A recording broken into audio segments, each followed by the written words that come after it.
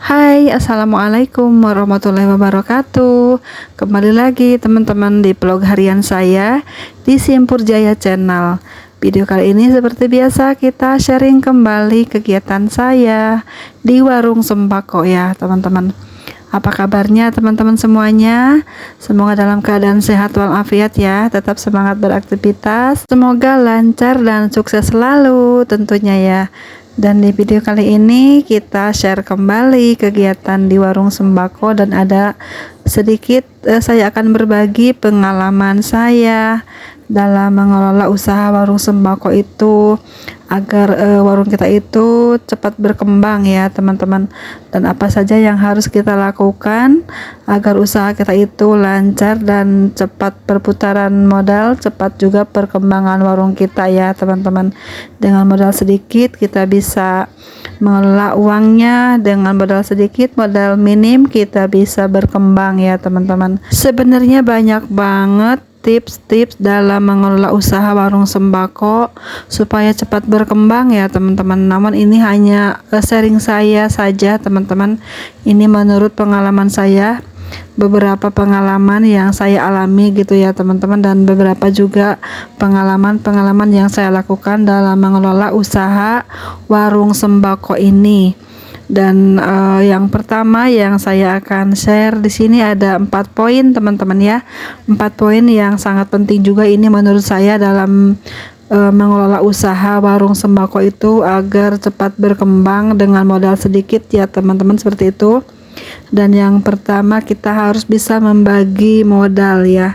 Modal kita itu berapa ya teman-teman? Modal kita itu kita harus tahu modal usaha kita itu berapa, kita alokasikan untuk barang berapa, untuk perlengkapan di warung berapa, untuk perlengkapan tempat berapa gitu ya teman-teman. Kita harus mengetahui berapa jumlah modal uang yang akan kita keluarkan ya, karena kita dalam usaha itu pasti dibutuhkan tempat ya, tempat usaha. Terusnya lagi kita dibutuhkan juga peralatan atau perlengkapan untuk menata-nata barang kita nantinya ya teman-teman, ataupun kita bukan hanya modal barang saja ya teman-teman, tapi kita harus banyak lagi barang-barang lain ya, seperti kita harus mempunyai meja yang minimal seperti itu, harus mempunyai timbangan, harus mempunyai rak, ataupun harus mempunyai etalase seperti itu ya teman-teman. Di awal-awal buka usaha warung sembako itu banyak yang harus kita pertimbangkan,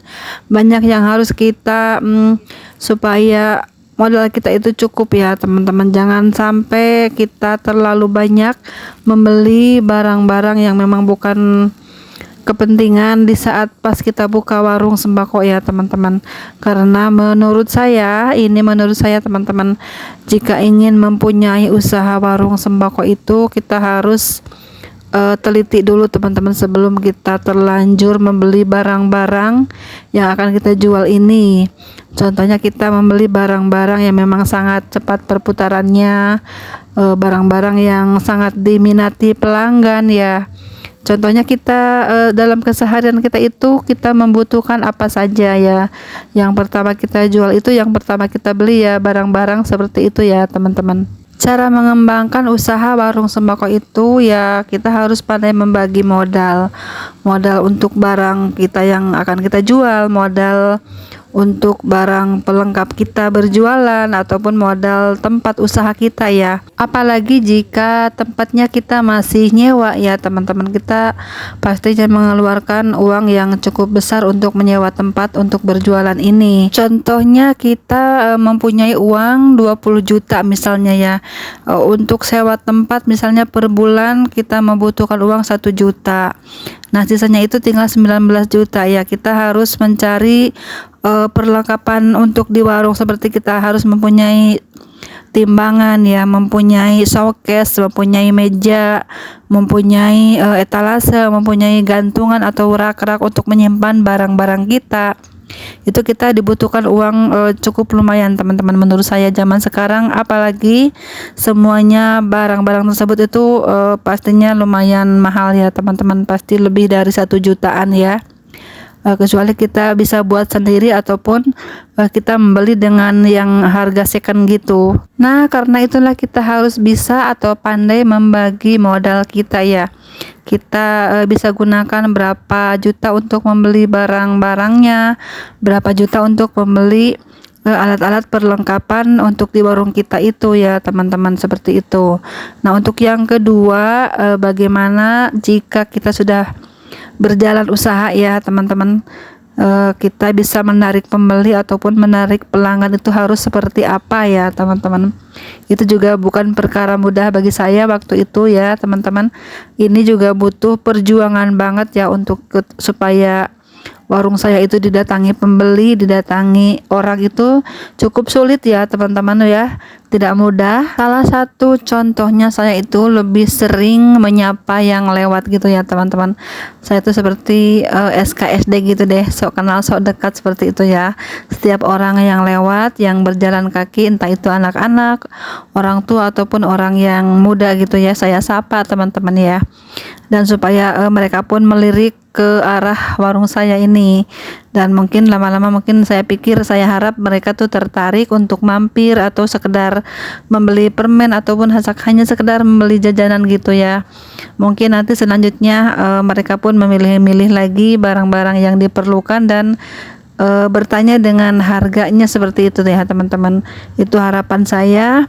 Saya selalu menegur, menyapa orang-orang yang setiap kali lewat ke warung saya. Di saat ada salah satu tetangga yang lewat yang mampir ke warung saya infokan juga beberapa barang saya yang saya jual ini ya. Misalnya orang tersebut membeli gula, ibu nggak sekalian tehnya gitu ya, ini satu kotak segini. Ada juga yang kemasan kecil yang sasetan gitu ya, yang ekonomis harganya seperti itu.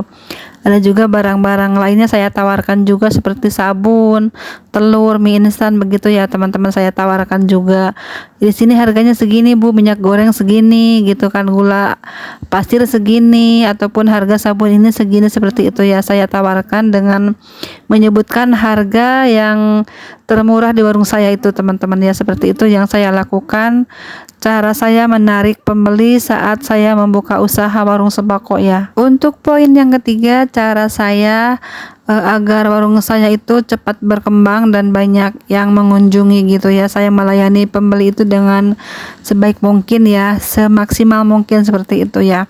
Biarpun saya kelelahan ataupun saya tuh kebanyakan mengambil barang, namun pembeli kadang-kadang tidak jadi ya, hanya melihat saja, mungkin lihat expirednya, lihat kemasannya seperti itu, tapi tidak apa-apa. Saya rela ya teman-teman seperti itu ya, dikerjain orang-orang yang calon pelanggan saya seperti itu ya, melayani dengan baik, dengan bahasa dan yang saya miliki, yang saya mampu gitu teman-teman ya, seperti itu. Dan supaya orang yang berbelanja itu terkesan dengan pelayanan saya tuh seperti apa saya melayani mereka gitu teman-teman ya. Tidak apa-apa mereka mengacak-acak barang saya, yang penting membeli ya. Mungkin kedepannya mereka tuh jadi langganan saya, seperti itu ya harapan saya teman-teman. Kadang-kadang yang saya rasakan itu, jika ada warung baru, kayaknya tuh calon pelanggan itu menguji saya teman-teman ya. Mereka tuh mau lihat ini dong, lihat gini, yang kecil apa yang gede gitu ya, wangian yang mana ini sama yang ini, seperti itu. Ataupun kadang-kadang membeli ikan kaleng gitu, ini yang mana sih yang enak, bahannya apa aja yang enak, yang mana gitu kan. Mereka tuh lihat-lihat, yang ini dong lihat, yang ini dong lihat, seperti itu ya. Padahal kita tuh kan merasa capek ya mondar-mandir ngambilin barang gitu teman-teman. Tapi saya tuh tidak apa-apa, yang penting mereka itu jadi langganan saya dan mau berbelanja di saya kembali, seperti itu. Dan saya bilang tidak apa-apa bu, silahkan lihat aja dulu, nanti gampang kok, kalau tidak jadi juga tidak jadi masalah. Ini kan hanya melihat saja, seperti itu ya teman-teman. Dan banyak lagi kasus-kasus lainnya yang membuat saya pun kalau sekarang tuh aduh ya Allah, nggak ngerasain banget kalau jadi pewarung itu capek gitu ya, mondar mandir, ini nggak jadi, ini nggak jadi, hanya ditanyakan saja gitu ya, hanya lihat gramannya, hanya lihat warnanya, hanya tanya aromanya, seperti itu ya teman-teman. Itu kan hak mereka juga sih menanyakan seperti itu. Kita pun sebagai emak-emak warungnya ya harus pandai juga ya, harus pandai menyiasati ya teman-teman. Kita bilang yang ini wangi kok Bu, yang ini segini harganya, yang ini segini harganya, seperti itu ya. Kita harus punya siasat gitu untuk memberikan perbandingan ya teman-teman, seperti itu membantu juga mereka menentukan pilihan ya teman-teman, seperti itu. Kadang-kadang orang belanja itu kayak sedikit bingung gitu ya. Nah, untuk poin yang keempat, kita atur pemakaian barang dengan uang warung itu jangan semena-mena kita mempergunakan ya teman-teman. Ini juga cara paling penting banget agar warung sembako kita itu berkembang dengan baik ya teman-teman. Apalagi jika modal kita hanya sedikit, hanya modal minim, hanya modal pas-pasan, kita harus pandai juga mengatur pemakaian uang kita di warung sembako ini. Lebih baik kita catat pemakaian kita ya, nanti kita bayar dengan uang pribadi kita, seperti itu akan lebih baik dan kelihatan gitu berapa setiap bulannya pengeluaran kita dan berapa setiap harinya pengeluaran kita ya teman-teman, seperti itu. Dan itulah cara saya mengembangkan usaha warung sembako dengan modal sedikit, dengan modal minim ya. Kita harus sangat berhati-hati ya dalam mengelola uangnya teman-teman, supaya tidak ada penumpukan barang, supaya tidak ada barang-barang yang mubazir ya, yang kita beli di saat kita buka usaha warung sembako itu ya. Sekian dulu ya teman-teman video saya kali ini, semoga ada manfaatnya. Jika teman-teman suka, silahkan di share ataupun di like ya video ini. Terima kasih banyak atas dukungannya, atas supportnya ya. Sampai jumpa di video selanjutnya. Assalamualaikum warahmatullahi wabarakatuh.